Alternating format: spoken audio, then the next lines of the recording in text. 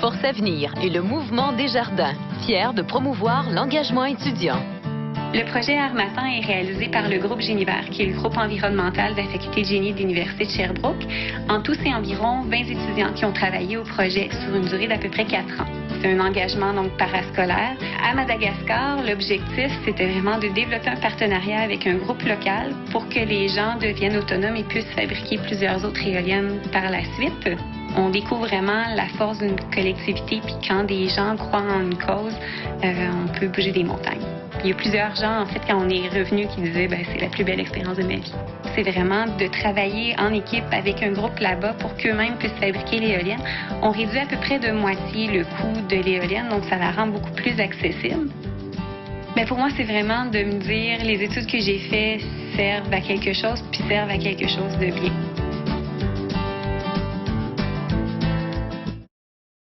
Le projet Harmattan 2 de Génivert, c'est Karine Lavertu. Karine, qu'est-ce que c'est que ce projet Harmattan 2 de Génivert? Oui, donc le projet a été réalisé par 20 étudiants, principalement en génie à l'Université de Sherbrooke. Le but du projet était de concevoir une éolienne et de l'installer à Madagascar. La particularité de notre projet, c'est qu'on devait concevoir une éolienne dont la majorité des pièces pouvaient être fabriquées à Madagascar, de façon à ce que plusieurs autres éoliennes puissent être installées par la suite. Donc, le cœur du projet a été de développer un partenariat avec un groupe de recherche local. On a pu établir un bon transfert de connaissances en envoyant un stagiaire pendant 3 mois et ensuite une équipe d'installation de 5 étudiants pendant 3 semaines pour terminer l'installation. Donc, ça se traduit par une première éolienne développée et installée au Québec qui sert à l'éclairage d'une ferme à Saint-Élie près de Sherbrooke. Et ensuite, un système hybride, donc panneaux solaires et éoliennes, qu'on a pu fabriquer à Madagascar et installer dans une commune.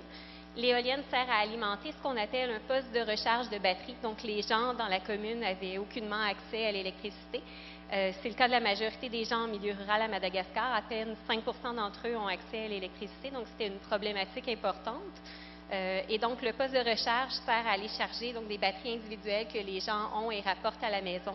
Ils s'en servent pour charger leur téléphone cellulaire, qui est leur seul mode de communication avec l'extérieur du village.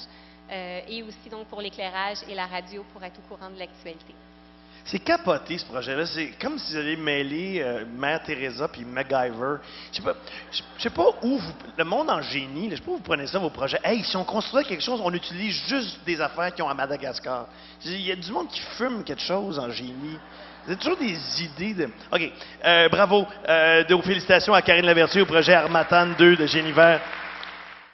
Nous remettons le prix Avenir Projet d'Excellence au projet Harmattan 2 de Génivert, Université de Sherbrooke.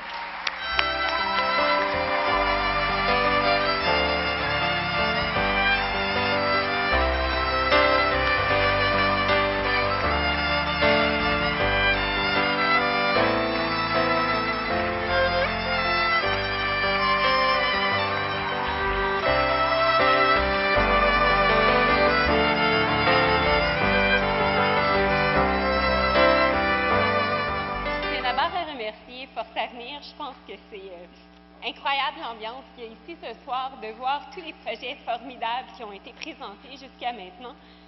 Donc, on est en train de réfléchir à la fondation d'un ONG, en fait, spécialisé dans les énergies renouvelables, l'énergie éolienne, mais ça peut être sous d'autres formes aussi, des micro-turbines ou l'énergie solaire. Donc, pour nous, c'est vraiment un signe de reconnaissance incroyable qui va être bien utilisé dans l'avenir. Et je peux aussi laisser la parole à d'autres personnes de l'équipe là-bas. Donc, je laisse la parole. Merci infiniment. Et merci, M. Veilleux, de rendre ça possible également.